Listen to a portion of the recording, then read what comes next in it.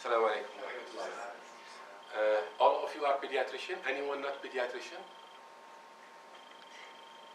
All mashallah. Today I'm going to speak about a very important problem in our daily practice, which is the acute otitis media. Everyone daily at least prescribing antibiotic maybe 1 time, 2 times, or more than that to a case of acute otitis media. I will concentrate in my presentation, which will be short inshallah, about understanding what is acute otitis media. First I will put 2 MCQs and then we will answer it at the end. The first one is, in which patient is observation an inappropriate form of management? A 3 years old with unilateral acute otitis media with severe otalgia for 48 hours. A 10-month-old with unilateral AOM and fever up to 38.5 for 48 hours. A 10-month-old with bilateral AOM and fever to 38.5 degrees centigrade for 48 hours. And then D, A and B, E, I and C. A and C. Sorry? A and C. A and C. So you choose E. Anyone choose another choice? Okay, let's see at the end and the answer.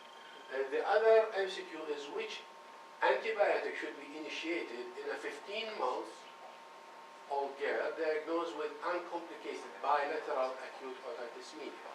A, amoxicillin 45 mg per kg per day, 2 divided doses. B, amoxicillin 80 to 90 mg per kg per day, 2 divided doses. C, ceftriaxone 50 mg per kg IM, 1 dose.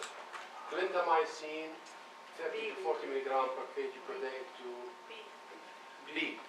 Okay, so let's see in the end. I will start with some definitions. Otitis media is any inflammation in the middle ear without any reference to its etiology. Welcome, sir. Acute otitis media is our topic today, which is inflammation of the middle ear with rapid onset of symptoms, and we will go in its details in the next slide. The third one is acute otitis media without collection of fluid, which is called laryngitis. The third one is recurrent otitis media, more than 3 episodes in a 6 months or 4 episodes in 12 months. And the other terminology you will need to know is the otitis media with effusion, which is the presence of a fluid in the middle ear cleft without the sign and symptoms of acute infection. It is not otorrhea, it's not discharge, it's common in allergic rhinitis, adenoid hypertrophy, and a very common problem in pediatrics. The other terminology is middle ear effusion. Middle ear effusion is a presence of fluid in the middle ear, whether due to infection or no infection. So middle ear effusion is present in acute otitis media and present in the otitis media and with effusion. Okay, the classification, it's either for the acute otitis media, either suppurative, which is the acute otitis media we are talking about.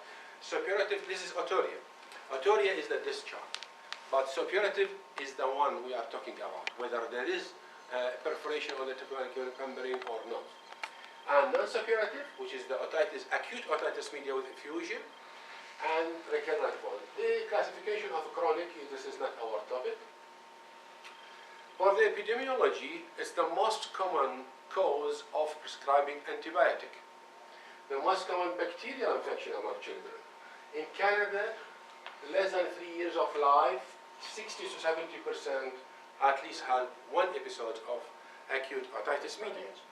And in Valencia, 40,000 the incidence in 100,000. So also it's around 40% younger than 5 years of age.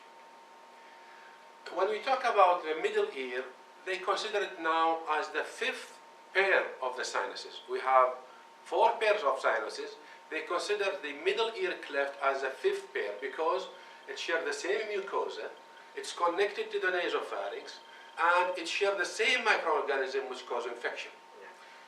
So when we talk about it, we also consider it as like sinusitis. The peak incidence of AOM is 6 to 18 months. This study published in 2007, after each upper respiratory tract infection, what is the risk of developing acute otitis media? And what is the risk of developing sinusitis? Before, it was believed that sinusitis should be in adolescence, in older age group. No, sinusitis could happen in infancy. Maxillary and ethmoid sinus are present at birth and could develop infection.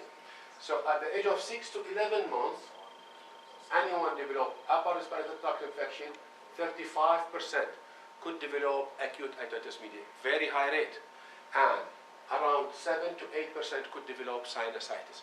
Not all of them need antibiotic, but the risk is very high.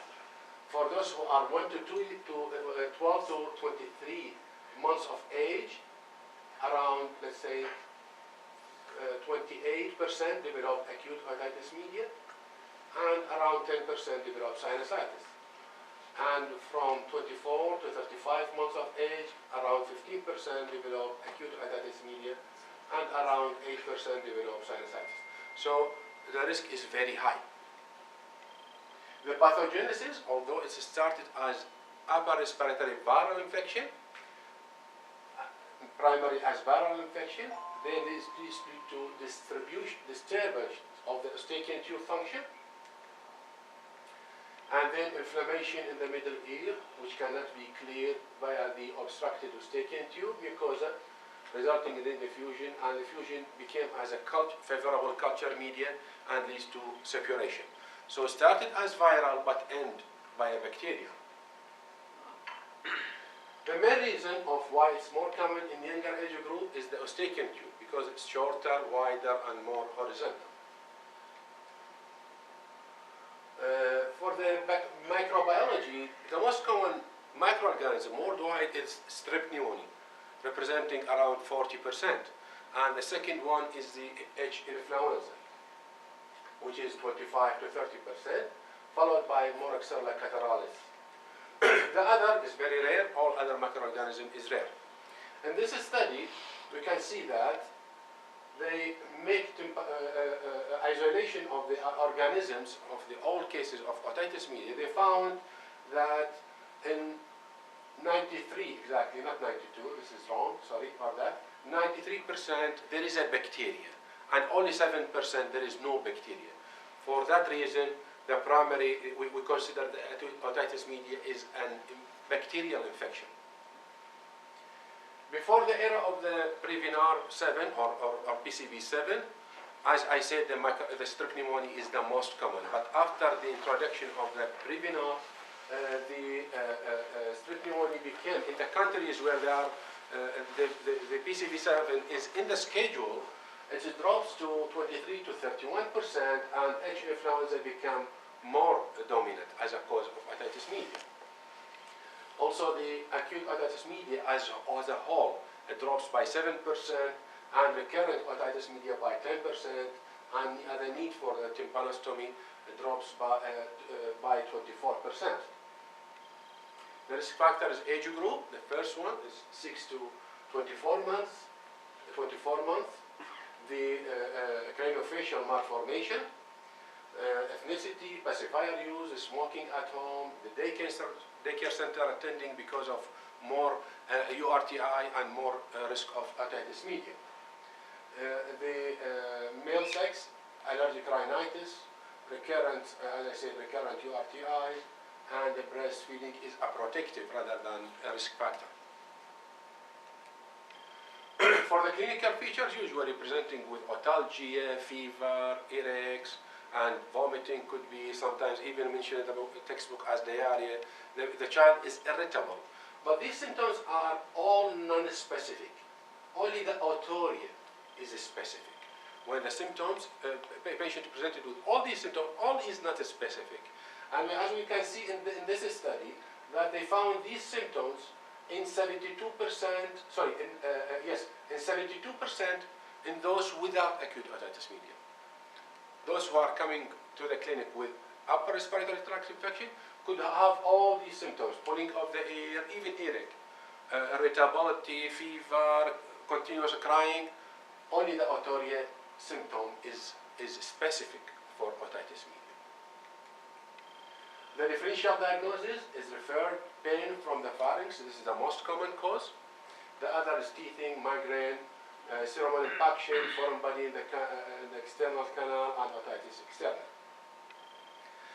When we want to diagnose otitis media, we should consider a triad. First, acute problem. It's not a chronic. Acute problem. All these symptoms happen during the 1, 2, 3 days. Not a chronic. Child is pulling his ear since 30 days and this is otitis media. Could be he have eczema and he is itching.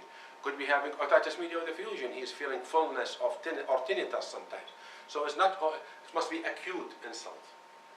And second, the presence of the middle ear effusion. Presence of the fluid in the middle ear canal, which could be seen as bulging of the tympanic membrane. You can inspect it by the otoscope, or absence mobility, as we will see in the next slide, by the what's called Seeger speculum. We can see it in the next slide. And maybe see a fluid level. If you see a fluid level, this is middle ear effusion, there is a fluid. And maybe otorrhea, you see the discharge. All these mean there is a middle ear effusion. The third criteria is the sign or symptoms of inflammation. Either you see severe congestion or the patient having otalgia. Otalgia or congestion or both. So acute onset of sinus symptoms, middle ear effusion, and the signs and symptoms of inflammation. 3 things to diagnose otitis media. This is the normal landmarks of the tympanic membrane. It's a neutral in positions, gray to pink, sometimes even red. This is normal, not congested. Red color, light red color, transparent, mobile, and normal landmarks. You will see here the Malleus long process, the cone of light, and the Malleus short process. The factors which complicate the diagnosis usually is the cerebral impaction, uncooperated child, very small canals, and the others. This is the 4th stages. We can see this is the normal tympanic membrane. This is mild bulging, moderate bulging, and severe bulging. This is pictures of the otitis media. Sometimes the congestion extended to the external ear canal. This is a fluid level. This is severe otitis media and severe bulging, impending perforation. So the presence of middle ear effusion, how we diagnose in our setting, either first, as we said, maybe you see a bulging tympanic membrane and this means there is a effusion. Or you cannot see. What we will do next, either using the pneumatic otoscope with a Seeger speculum. This Seeger speculum is sealed on the external ear canal, inflate and deflate, and look to the area which is called pars flaccida.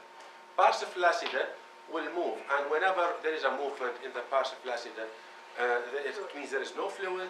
There is no movement in the pars flaccida, it means there is middle effusion. Or use the tympanometry. And in the tympanometry, this is the normal peak curve, which means that the maximum mobility of the tympanic membrane and the 0 pressure. And in the otitis media with effusion, or middle ear effusion, or acute otitis media with collection, there is a flat curve. We call it type B. You will see a flat curve in the tympanometry. And the third thing is the acoustic reflectometry. Now, why all this story? It's otitis media and that's all. Any earache, give anything. That's all. Why all this story? The problem is the antibiotic. We need to use or not use antibiotic. Analgesic we can use. But why we use antibiotic use? This is the first thing. Second is the antibiotic resistance. You will make a new generation of a resistant organism. And the cost issue sometimes. And always we want to be right. Sometimes that is something critical we need to rule out that diagnosis. So when we start the treatment goal is to decrease the duration of fever and pain, resumption of normal activity, and limitation of small potential for suppurative complications. Sorry.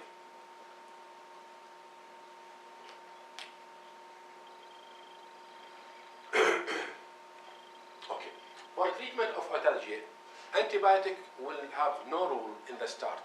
It will not abort the otalgia. Maybe second, third day, or fourth day, but the first it will not work. Okay, so we'll use analgesics. This is the things that we can use. So the most commonly used thing is the acetaminophen and ibuprofen, which is helpful for mild and moderate pain, not for the severe pain. Sometimes we can use topical agents like benzocaine, procaine, and lidocaine. I think ear calm and other ear drops can be used. It's mostly have little additional benefits more than the acetaminophen and the ibuprofen. We can use sometimes narcotic analgesia with codeine or analogs. And if the pain is so severe and you cannot control it, you can use the, it's referred for the myringotomy and tympanostomy. This is done by the ENT doctors. For the antihistamine and nasal decongestant, there is no rule in the treatment, and or even the corticosteroid have no rule. Now, let's come to the American Academy clinical guidelines. What shall we do next? Now, we understand the situation. We want to do what to do for our patient. First thing, either initial antibiotic. We should know what is initial antibiotic. It means the patient comes to you, you diagnose, and you start immediately. Or initial observation. Before it was called watchful waiting in the previous guideline. It means you will observe for 2 to 3 days, discuss it with the parents, tell them this is a condition, we can't wait for it. Unless the patient have deterioration, we are not going to start antibiotic. This is called initial observation. And what is severe sign or symptom? Severe signs or symptom, it means moderate to severe otalgia, or otalgia more than 48 hours, or fever 39 or more. This is severe symptoms. Non-severe symptoms, mild otalgia for less than 48 hours and temperature less than 39. Okay, so now we understand what is severe and without severe symptoms. Let's come to the guidelines. In the guidelines, they started from 6 months, not like the old one, which is below 6 months, 6 months to 2 years, and more than 2 years. They started from 6 months. 6 months to 2 years, if the patient having otorrhea, discharge, with acute otitis media, you will start antibiotic. If more than 2 years, also you will give antibiotic. For unilateral or bilateral with severe symptoms, whether the age 6 to 2 years, 6 months to 2 years, or more than 2 years, also start the antibiotic. So whatever there is severe symptoms, and whenever there is otorrhea, you should give, regardless of the age group. The only thing is here, for the bilateral mild otitis media without otorrhea, if the age is 6 to 2 years and bilateral, you should give. If more than 2 years, bilateral otitis media with mild or non-severe symptoms, you can also give or offer observational observation for the patient. This is an authority to the physician to individualize the decision for each patient. This patient, I cannot wait, I will start.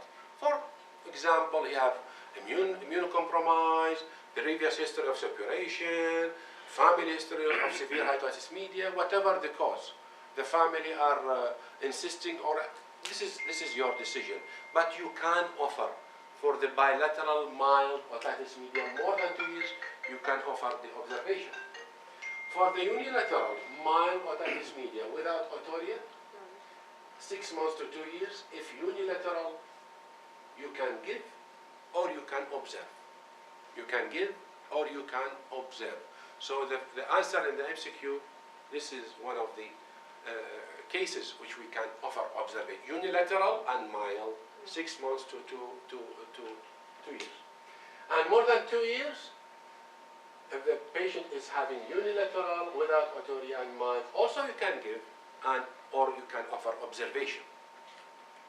Now, for the below 6 months, what shall we do? Nothing in the clinical guidelines mentioned. So which guideline we should consider?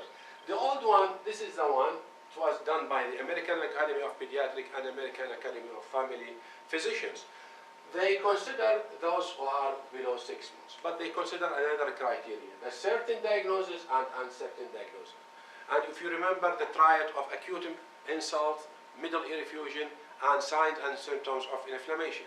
This means a certain diagnosis. They give opportunity to the doctor to give antibiotic even if he is not sure of the diagnosis. And there was a defect in these guidelines, because how we can use the antibiotic without being sure about the guideline, and still there is a defect on those. For those below 6 months, very high risk of suppuration.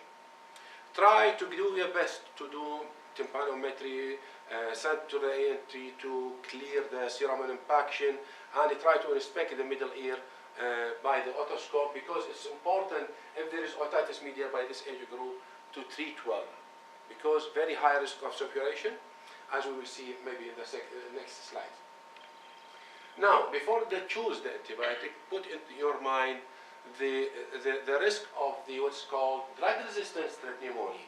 Those who are attending daycare center, use of antibiotic during the last 3 months, smoking at home, okay, or less than 2 years, having a more risk of resistance. And the two organisms, the most common two organisms, which is strep pneumonia and the H. influenza, we should give antibiotic covering these two well.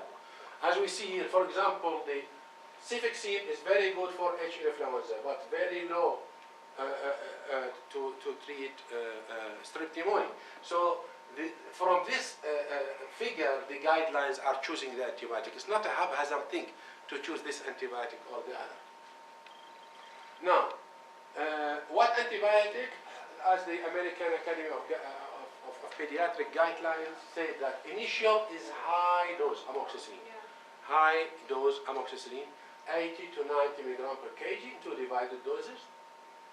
The alternative is the high dose amoxicillin clavulanate.